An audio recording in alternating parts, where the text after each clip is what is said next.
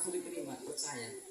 Tetapi orang yang imannya setengah-setengah atau nggak percaya atau yang nggak beriman, dia akan mengingkarinya. Bilangnya tidak masuk akal, masa semalam itu bisa menempuh perjalanan begitu jauhnya. Dia menggunakan akal pada waktu itu. Seandainya berita Isra Mi'raj disampaikan sekarang, niscaya semua orang akan percaya. Kenapa? Karena Rasulullah tidak berjalan sendiri, tetapi Rasulullah adalah apa? Diperjalankan. Subhanalladzi asra bi'abdihi laila. Maha suci Allah yang telah memperjalankan hambanya pada waktu malam. Jadi Rasulullah itu gak berjalan kaki, Bu, tapi ada kendaraannya. Namanya apa, Bu? Namanya apa, Pak? Buruk. Kalau sekarang anggaplah seperti pesawat. Kalau zaman dulu sebelum ada pesawat, mungkin kalau kita cerita, saya 1 jam yang lalu dari Jawa, mungkin gak mungkin percaya itu. Gak ada yang percaya. Masa 1 jam dari Jawa perjalanan berapa kilo itu? Orang dulu gak percaya karena dia menggunakan akal, belum ada keimanan, belum ada teknologi yang canggih seperti sekarang. Tapi kalau sekarang kita cerita 1 jam yang lalu saya dari Jawa, semua orang percaya. Bisa jadi naik apa? Pesawat. Seperti itulah Rasulullah naik kendaraan juga, lebih cepat lagi daripada pesawat, bahkan lebih cepat daripada cahaya. Kecepatan cahaya itu sekitar 300.000 per detik jarak kecepatannya. 300.000 per detik.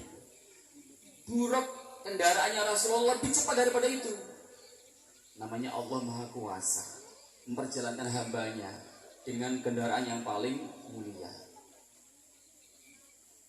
Buruk itu Bapak Ibu lebih kecil daripada kuda, lebih besar daripada keledai. Di kedua pahanya ada sayap yang untuk mempercepat perjalanannya. Sekali loncat sejarak pandangan mata. Sekali loncat cepat banget, lebih cepat daripada perjalanan cahaya. Itu buruk. Di dalam perjalanan Rasulullah SAW menjumpai berbagai macam kejadian.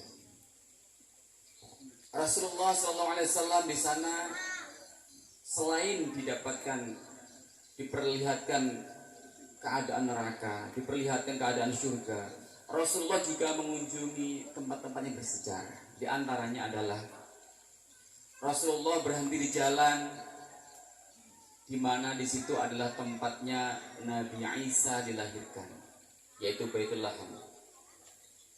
Rasulullah kemudian sholat 2 rakaat di sana. Kemudian Rasulullah juga turun di Gunung Tursina, tempat di mana Nabi Musa langsung diajak ngomong oleh Allah dengan tanpa perantara malaikat. Rasulullah sholat 2 rakaat di sana. Jadi Nabi Musa itu pernah mendapatkan wahyu oleh Allah dengan wahyu yang paling utama untuk Nabi Musa, yaitu diajak ngomong langsung oleh Allah di Gunung Tursina. Kalau Rasulullah tidak, lebih mulia daripada gunung, yaitu dimi'rajkan, dinaikkan. Kalau Nabi Musa dipanggil Allah hanya di gunung. Kemudian Rasulullah berjalan lagi, sholat di tempat namanya Madinah kalau sekarang, kalau dulu Yasrib, tempat kota yang banyak pohon sawit, pohon apa? Kurma. Ingat sawit, ingat sawitnya atau ingat kurma? Sawit Jawa, sawit Kalimantan, kurma Kalimantan. Jadi Rasulullah itu sholat di sana, kemudian tanya kepada Jibril bahwasanya tempat itu adalah tempat kelak nanti Rasulullah akan hijrah. Kemudian sampailah Rasulullah itu ke Baitul Maqdis Palestina. Di sana Rasulullah SAW menjadi imam sholat yang mana makmumnya adalah seluruh para nabi. Semua para nabi itu menjadi makmum. Imamnya adalah Rasulullah SAW. Makanya Rasulullah itu disebut Sayyidul Anbiya wal Mursalin, pimpinannya para rasul dan para nabi. Berapa jumlah nabi Bapak Ibu? Berapa Pak? 25 yang wajib diketahui. 25 itu adalah rasul dan nabi yang wajib kita imani, yang wajib kita ketahui. Jumlah nabi itu 124 ribu, 124 ribu itu jumlah nabi. Kalau jumlah rasul itu seperti jumlah tentara Badar. Berapa Pak?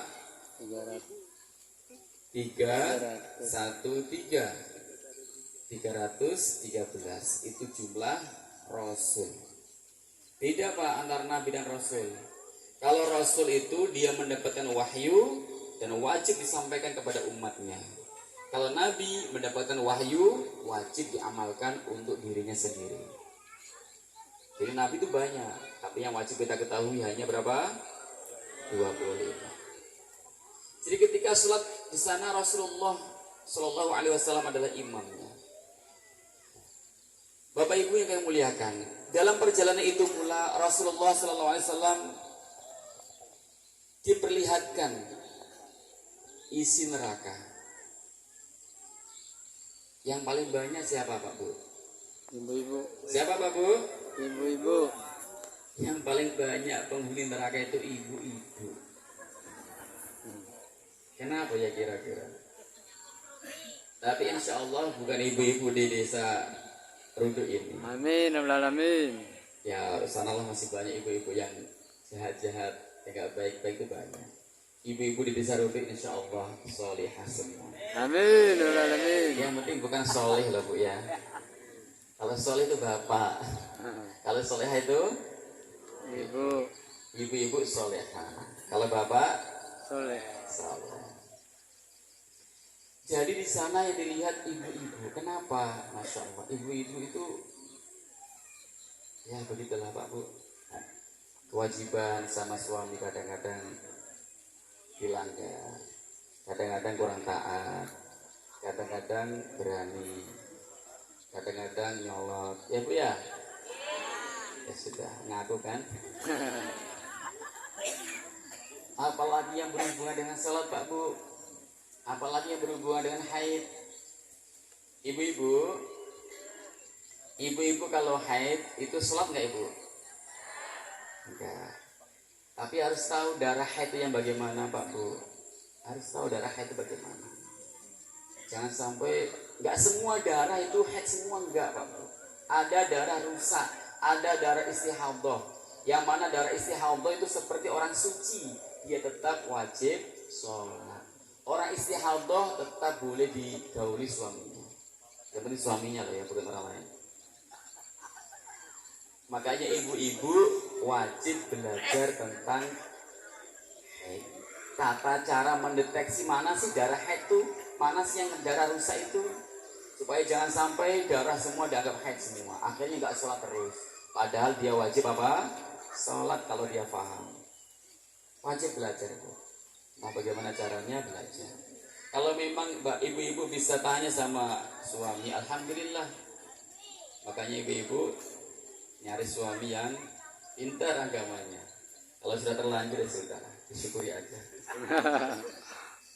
Kalau bapak-bapak ternyata nggak bisa menjawab, maka bapak-bapak harus sedia untuk menanyakan kepada guru.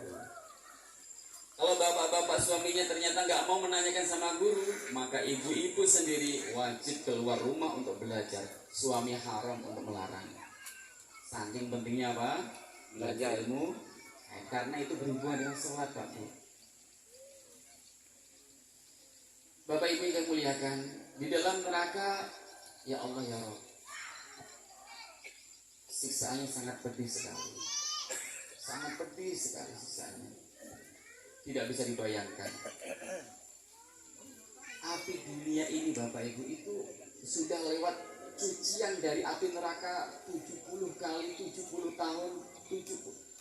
Sudah bertahun-tahun, ratusan tahun sudah dicuci. Api neraka dicuci sampai ratusan tahun hanya seperti ini. Ini pun masih panas, bisa membakar apa saja. Apalagi api neraka. Na'udzubillah ini. Jangan sampailah coba-coba masuk neraka, jangan sampai. Mau Bu masuk neraka Bu? Na'udzubillah ini. Gimana caranya kita selamat di neraka? Itu ada resepnya, ada doanya, ada caranya. Paling penting sholatnya Bapak Ibu. Sholatnya dipegang erat-erat. Kalau sholatnya bagus, kita banyak-banyak bertaubat, insya Allah Allah Maha Pengampun. Kalau Allah mengampuni, ya nggak mustahil bagi Allah untuk kita menyelamatkan kita dari neraka. Bisa mudah sekali. Di dalam neraka di situ dilihat ada orang berbaring. Kemudian malaikat mengangkat batu besar, berjalan tertatih-tatih karena berat mungkin. Ternyata batunya dijatuhkan di atas kepalanya orang itu. Kira-kira apa yang terjadi, Pak? Apa, Pak? Benjol saja, Pak. Sedangkan benjol, coba dicoba Bapak, Pak. Bisa dicoba itu. Hancur kepalanya. Akhirnya batunya menggelinding, diambil lagi, dijatuhkan lagi, pecah lagi, menggelinding lagi, utuh lagi, dijatuhkan lagi, terus sampai habis dosanya. Ketika Rasulullah bertanya sama malaikat Jibril, ya Jibril, siapa itu? Maka Jibril menjawab bahwa itu adalah gambaran orang yang kepalanya berat, diajak untuk sholat. Dia menunda-nunda waktu sholat. Ketika sholat sudah masuk, nanti aja ah. Menunda-nunda sholat boleh, sibuk boleh, nggak apa-apa. Asalkan dikerjakan di dalam waktunya sendiri. Kalau sampai habis waktunya karena ditunda-tunda, itu namanya meninggalkan apa? Sholat. Itu yang dapat siksaan dihantam batu besar itu. Dia malas sholat, ditunda-tunda sampai habis waktunya. Na'udzubillah ini.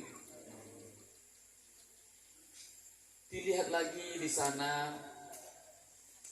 ada orang berenang di lautan darah. Ketika dia ingin minggir, ingin menepi, dilempar batu, batunya ditelan. Ketika minggir dilempar batu, batu ditelan, terus begitu. Siapa dia? Dia adalah orang yang memakan riba. Siapa Pak Bu? Orang yang memakan, orang yang melakukan riba. Na'udzubillah min dzalik. Dosanya orang yang memakan harta riba adalah lebih besar atau sebesar orang yang zina dengannya sendiri. Jadi orang yang melakukan riba itu sama dengan dia berzina dengan ibunya sendiri. Besar banget dosanya. Makanya Bapak Ibu kalau bisa kita hindari riba. Apa sih riba? Aslinya di Bapak Ibu, ini definisi lebih apa? Aslinya dulu ya, definisi aslinya.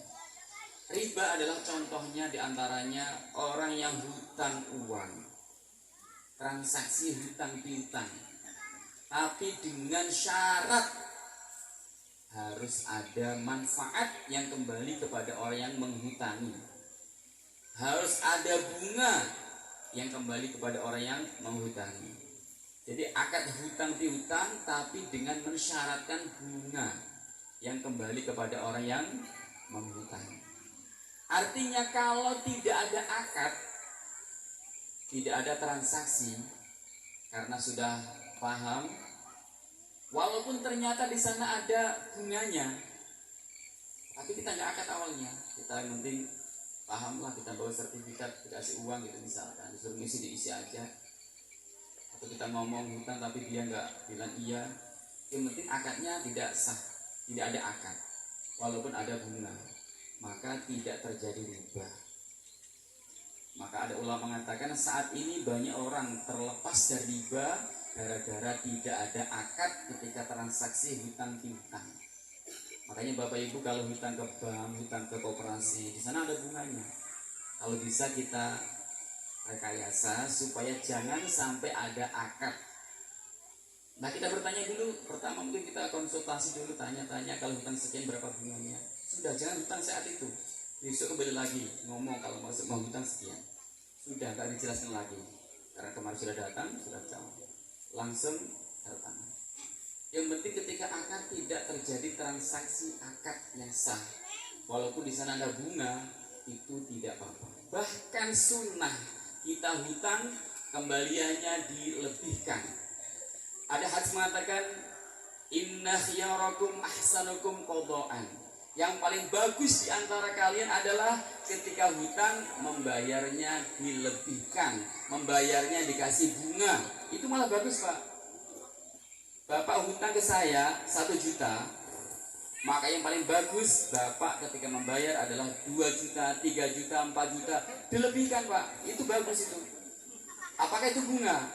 Tergantung akad awalnya. Kalau awalnya tidak ada syarat bunga, halal, bahkan itu bagus itu, paling bagus. Yang riba adalah ketika akad transaksi langsung ngomong, nanti kalau kamu hutang saya 1 juta, kalau membalikan harus 1,5 juta misalkan. Oh, ada transaksi akad syarat bunga ini yang nggak boleh. Tapi kalau sudah tradisinya akad sudah berjalan, kita akadnya cuma hutang saja, mungkin di koperasi desa misalkan, saya hutang 1 juta. Biasanya kalau 1 juta ada bunganya 500.000 misalkan, atau 100.000 misalkan. Biasanya ada.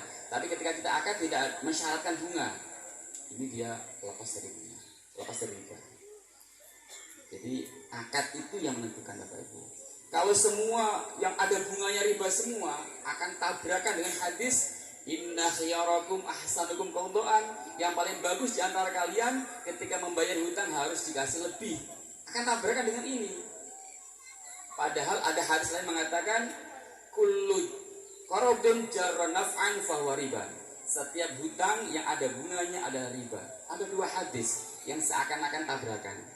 Yang satu, semua hutang ada bunganya riba. Yang kedua, kalau hutang sebaiknya dikasih bunga. Tabrakan kan hadisnya? Gimana cara solusinya? Solusinya adalah jalan tengah tadi. Ketika kita akad kok mensyaratkan bunga, mensyaratkan bunga, itu yang riba. Tetapi ketika kita akad tidak mensyaratkan bunga, tidak mensyaratkan bunga, walaupun tradisinya ada bunga, tetap tidak riba. Itu cara fikih. Makanya Bapak Ibu semuanya harus merekayasa bagaimana caranya kita selamat dari apa? Riba itu dosa besar, Bapak Ibu.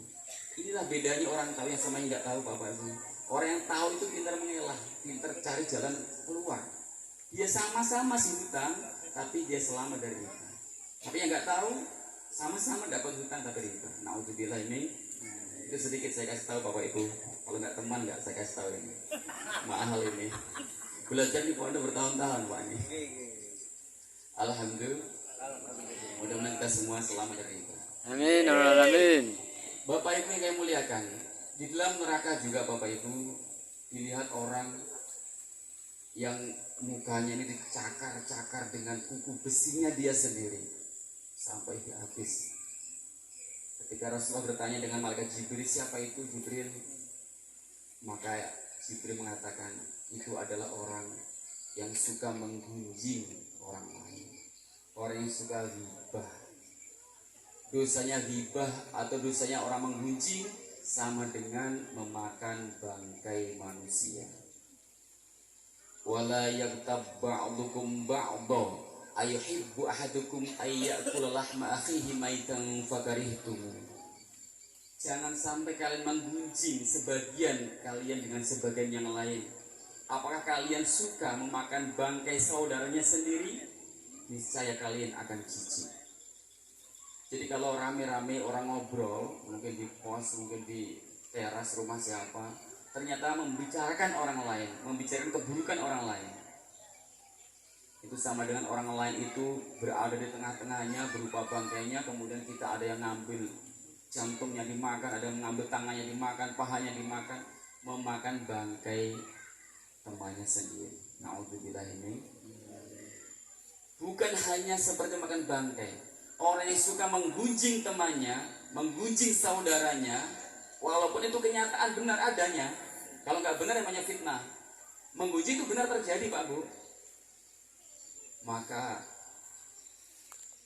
dosa-dosa mereka, kebaikan kita ya, kebaikan kita akan diberikan kepada orang yang kita gunjing. Jadi nanti di akhirat kita akan di akhirat itu Bapak Ibu ada orang yang rugi, ada orang yang bangkrut. Siapa Bapak Ibu yang bangkrut? Siapa Pak? Ibu, kalau kita paham bangkrut itu siapa sih Pak Bu? Orang ceritakan jelek Orang lain. yang Menceritakan jelek kalau orang lain. berdagang rugi, habis hartanya, tinggal recehan saja uangnya, itu orang bangkrut versi dunia. Tapi versi akhirat, orang yang bangkrut adalah orang yang ketika meninggal dunia membawa kebaikan banyak sekali, ibadahnya banyak sekali, pahalanya banyak sekali. Tetapi di hadapan Allah ada satu, dua orang banyak yang berdatang berbondong-bondong meminta kebaikannya dia, gara-gara dia dulu menggunjing, gara-gara dia pernah menyakiti, pernah memukul, pernah membunuh, pernah mencuri. Kebaikannya diambil orang-orang yang pernah dizolimi semasa di dunia. Sampai dia habis kebaikannya, masih aja orang yang datang ingin mengambil kebaikannya tapi sudah habis. Akhirnya dosanya orang yang kita gunjing, dosanya orang yang kita zalimi dialihkan ke kita, ditimpakan ke kita. Kita sudah kehabisan pahala, tambah dosanya lagi. Na'udzubillah ini, itu orang yang bangkrut. Seperti itu dosanya orang yang menggunjing. Makanya beruntunglah ya orang yang digunjing itu. Orang yang digunjing Bapak Ibu, kalau kalian digunjing orang, bilanglah Alhamdulillah. Ulama-ulama terdahulu itu kalau digunjing Pak Bu, dia malah datang untuk membawa hadiah kepada dia. Saya kasih hadiah, saya terima kasih karena pahala dia dikasih ke saya. Begitu Pak Bu. Jangan malah kita mencak-mencak, jangan kita malah melabrak, kita marah-marah. Yo, sama saja itu berarti. Kalau kita paham, kita akan alhamdulillah digunjing orang. Tapi kita nggak boleh Bapak Ibu berbuat dosa terang-terangan supaya digunjing orang, nggak boleh. Orang yang berbuat dosa terang-terangan itu halal digunjing. Orang yang mabuk di jalanan boleh digunjing, itu nggak apa-apa. Orang yang berzina, naudzubillah, para wanita malam yang nggak ada rasa malunya digunjing, halal itu Bapak Bu. Karena hukuman dia di dunia adalah dicabik-cabik kehormatannya. Karena dia nggak malu berbuat apa? Dosa. Yang haram kita gunjing adalah orang yang sudah malu berbuat dosa. Dia sudah sembunyi-sembunyi tapi kita bongkar-bongkar keburukannya. Hati-hati. Bapak Ibu yang muliakan, ini masih panjang sekali tapi waktunya berapa ini? Pelan-pelan ngomong ketemu. Alhamdulillah. Insya Allah besok pagi setelah subuh, barangkali Bapak Ibu ada yang mau sholat jamaah di masjid sini, di musola sini, kita rencana ada kajian-kajian fikih lagi yang lebih mengenal lagi kepilihnya